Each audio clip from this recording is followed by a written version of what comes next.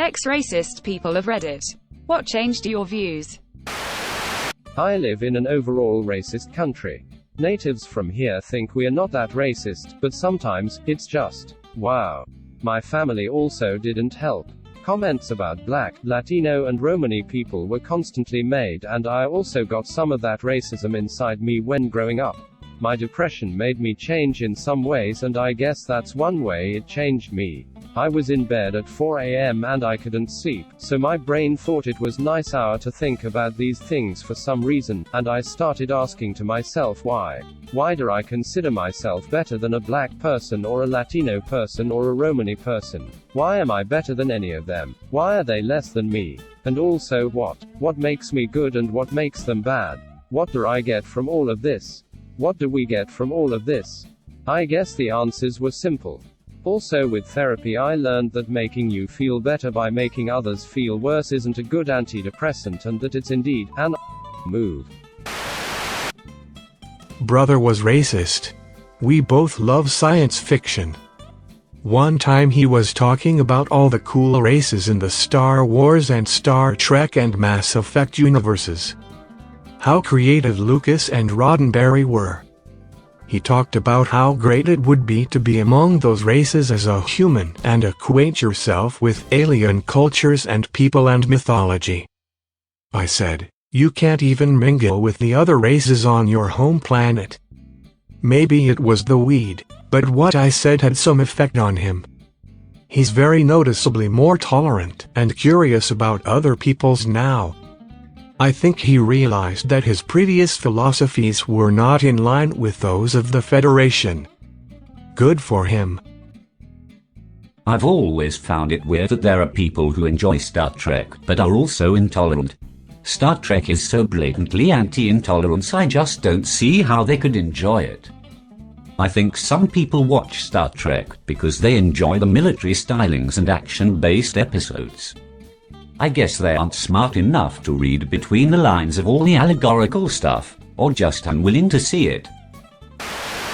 I grew up in a white bubble. White neighborhood, white schools, white friends. I wasn't hate-filled or anything towards other races, just a bit nervous due to zero experience.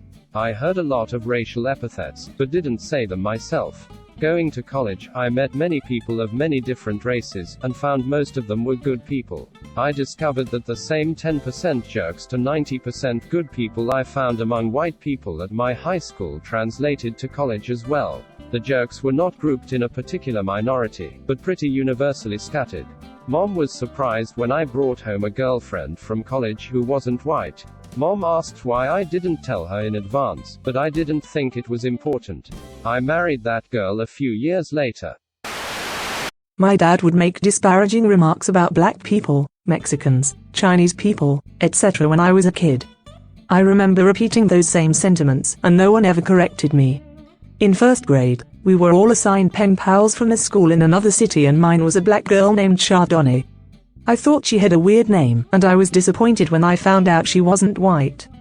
Very soon after that, we learned some very basic info about the civil rights movement during Black History Month. Martin Luther King Jr., Rosa Parks, separate water fountains, segregated schools, stuff like that. After that, I felt really bad about being racist and wanting a different pen pal, and really ashamed of my dad and grandparents for thinking that way. And I was so mad that they taught me to think that way. After that, I was really happy to have the opportunity to write to my pen pal and get to know her better. I'm so thankful that my school started teaching us about racism early on. It's scary to think how I could have ended up if those sentiments had gone unchecked. I wasn't allowed to dance with a black boy in kindergarten.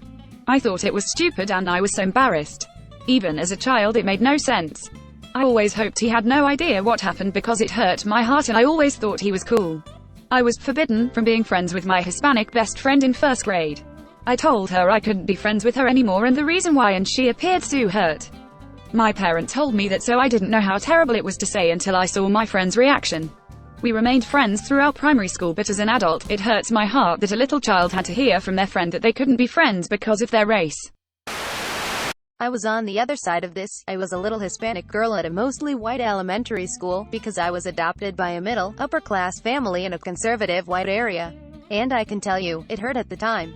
I was very upset at her, but I learned a few months later that it was her parents that said we couldn't be friends, and so I never blamed her after that. I knew that it was how she was raised, and it made me more sad for her than anything else. My first grade girlfriend broke up with me because her mom told her she's not allowed to date black boys. She was so sad when she told me. Worst part, I took it in stride because it wasn't my first time dealing with racism. Even at that age, told her it's okay and gave her a hug. Still remember the conversation like it was yesterday, and I'm 33. Have you noticed that virtually every answer in this thread is basically just, I hung out with someone who didn't look like me once? It really is at the fulcrum of these insular white supremacist families or communities, why white flight exists, gated communities, all of it. They know that if you just actually hang out with a different looking human, you instantly realize the whole thing is built on a house of cards. It's part conscious, part unconscious, but this is one of the driving forces behind keeping diverse areas from becoming melting pots, why white people leave, or redline, or use capital to keep their neighborhoods segregated. If a melting pot ever happened, white privilege would go into decline, and people have been taught, again consciously and unconsciously, to protect their advantage.